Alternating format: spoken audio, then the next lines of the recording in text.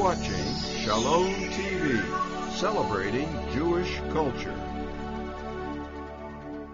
Funding for Shalom TV has been provided by the following, and by viewers like you. Jewish Education in Media is pleased to present L'Chaim, a program that highlights the people, issues, and events of importance to the Jewish community. Now here is your host, Rabbi Mark Golub. Ever since the horrific events of 9/11, 2001, Americans have become painfully aware of the threat of Islamic extremism and Islamic terrorism. For many, the fear of terrorism on our own soil is a constant. And recently a rather crude, but what would have been effective car bomb was discovered in New York's Times Square, dismantled before it exploded. And of course, there was the incident of the so-called underwear bomber apprehended at the Detroit airport.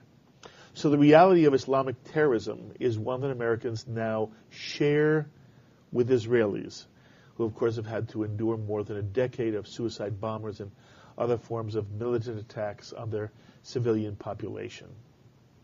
At the same time, among the American people, and certainly within the Obama administration, there is an effort to understand what the Islamic world is all about and to become as sophisticated as possible in analyzing the real threats which face the United States and the State of Israel.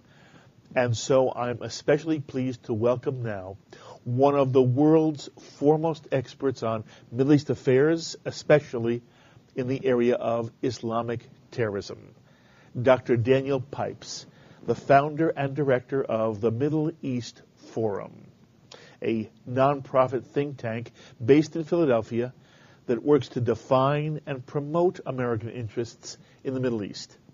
And Daniel Pipes is also the founder of Campus Watch, which critiques academics writing about the Middle East.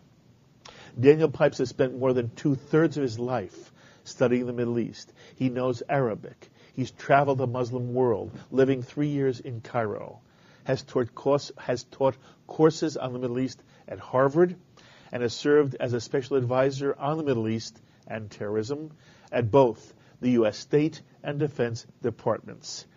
Daniel has written more than a dozen books, and his opinion pieces often appear in the National Review and in newspapers across the globe. And in 2003, President Bush nominated Dr. Pipes to the board of directors of the U.S. Institute of Peace. And Daniel Pipes, thank you so much for joining us and giving us some time today. Thank you for the invitation. From your perspective, how real now is the Islamic threat on American soil? It's considerable. The authorities are finding and exposing new threats